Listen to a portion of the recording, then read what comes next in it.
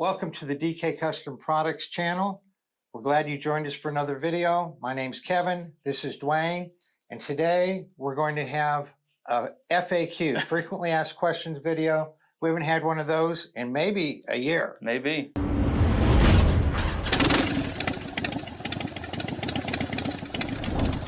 So Dwayne, when you're not shooting videos, editing videos, you're answering emails and you're answering phone calls, hundreds of them every day. Yeah. The question today for you is, what are the 3 most frequently asked questions that you get in phone calls or emails from customers? Okay.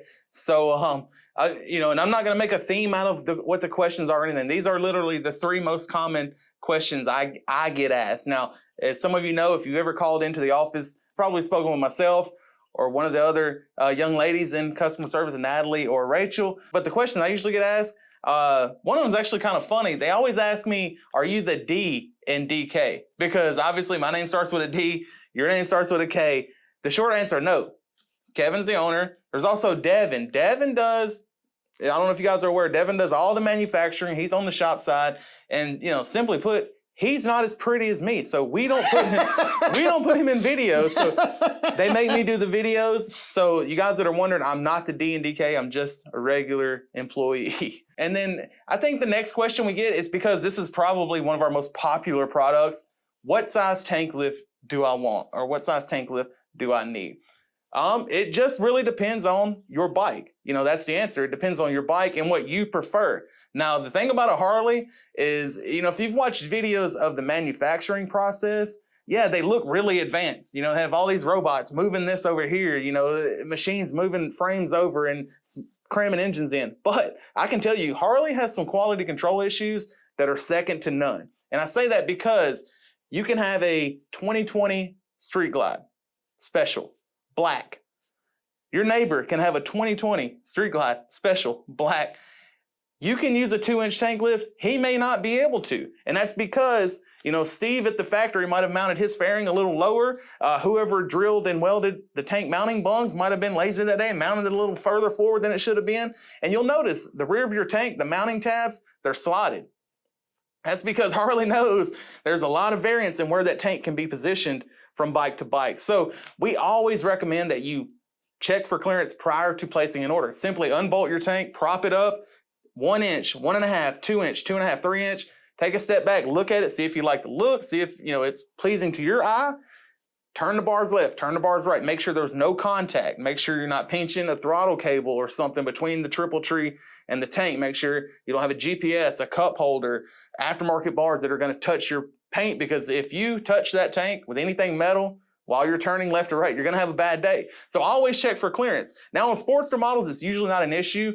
I always say, when you do a tank lift on a Sportster, you're probably going to do a coil relocation. They just go hand in hand. The final step to that is a wire tuck. It's much easier to tuck all those poorly routed wires in factory condition under the tank if you do a 2-inch or higher. For some people, 3 is a little too much. So 2-inch, I think, is the perfect choice. It's a very subtle look. It's not extreme. But if you like an extreme look, we have up to 4-inch. And they look rad on certain applications as well. And of course, as always, we'll have videos popping up here in the corner of tank lifts, of coil relocations. And we offer those products for twin cams, for Sportsters. And then, of course, tank lifts are available for M8 models as well. And then, a follow-up to that question is, for cooling on touring models, what would be the better option? It's simple. There is no better option. A 2-inch tank lift works just as good as a 3-inch at dissipating that heat, because they correct an issue. And that issue is the tank sitting right down on the engine. If you just lift that 1.5 inches, heat dissipated, more airflow to the engine. And then of course you can add the deluxe option to lift the rear 1/2 inch as well, just to supplement the cooling. And overall, it's not going to matter what size you go with, it's going to have the same effect. So what's the 3rd most frequently asked question that you get? The 3rd most frequently asked question I get, it's correlated to these YouTube videos, because as you guys know, Kevin and I make a lot of videos on lowering your engine temperature. So we get a lot of questions about, how do I know what my temperature is? Therefore, how do I know what it needs to be? How do I lower it? Where do I get baseline data from?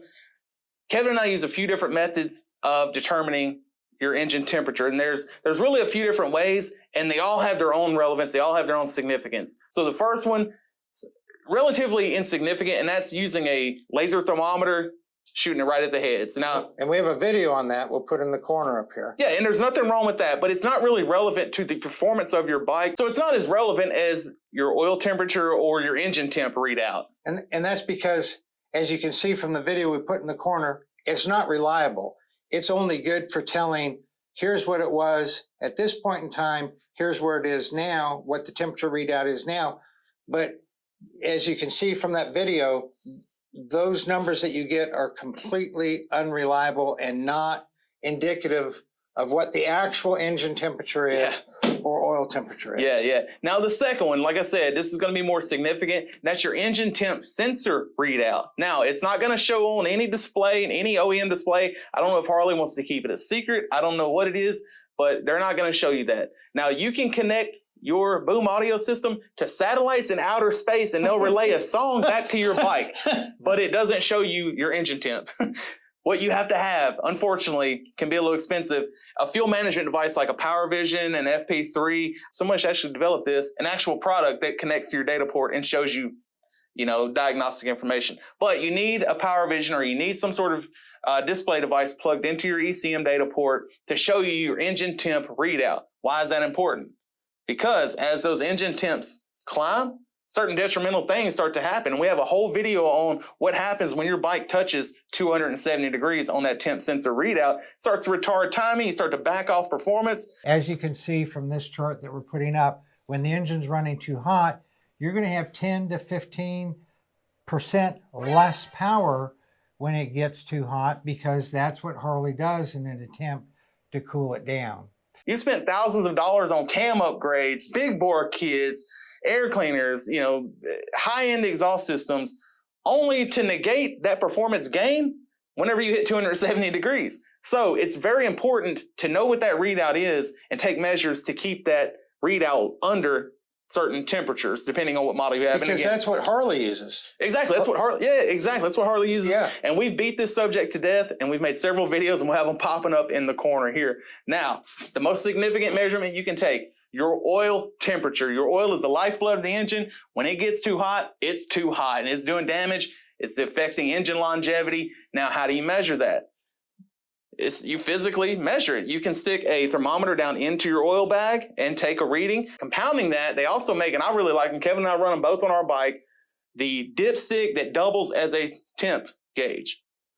And, stay away from the digitals. They never last. I think you've probably had 3 or 4 of them. They last, about a year, and then they don't work. And they're a little better than they used to be, but it's still hit and miss on how long your digital dipstick is going to last. Yeah. So the analog sticks, much more reliable, not as trick looking, but they can be made to look nice. And we get ours from JES Custom Accents.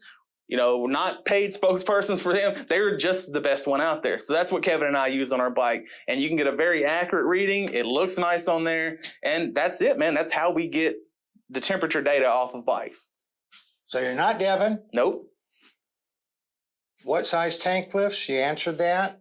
And then what do we use for measuring oil temps? Yeah, because we get that question in the comments, probably on every heat related video, and we can't just include that information in every video. So we're putting it here now. But if you guys have any questions at all you'd like me to answer, leave me a comment or give me a call at the office. I love taking phone calls, or shoot me an email to support@dkcustomproducts.com. Y'all ride safe out there.